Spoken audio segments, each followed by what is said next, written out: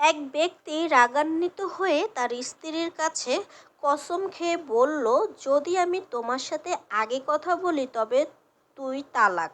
স্ত্রীও অভিমান করে কসম করে বলল, যদি আমি আগে কথা বলি তবে আমারও মুখ গোলাম আজাদ।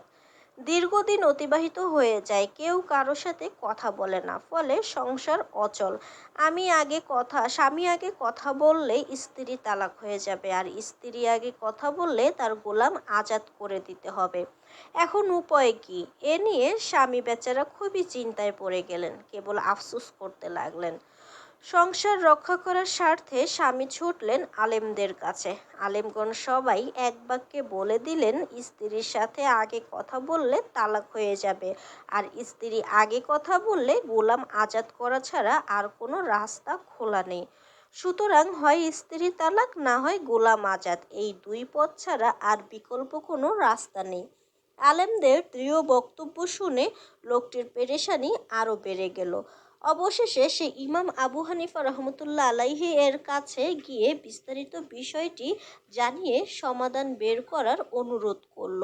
সব শুনে ইমাম আবু হানিফা রহমতুল্লাহ আলাইহি বললেন, যাও, তুমি তোমার স্ত্রীর সাথে কথা বলো, কোনো ভয় নেই, তালাক হবে না।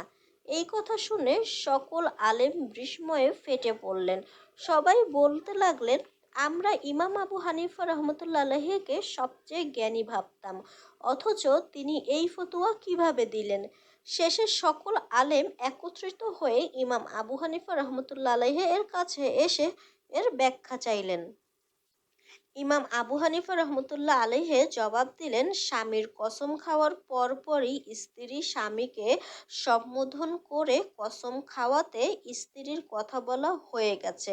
সুতরাং এখন স্বামী কথা বললে স্ত্রীর পরে কথা বলা হবে, কাজেই তালাক হবে না। আর স্বামী কথা বলার পর স্ত্রী কথা বললে তাতে স্ত্রীরও গোলাম আজাদ করা লাগবে না। এই বক্তব্য শোনার পর আগন্তুক আলেমদের আর কিছু বলার রইল না।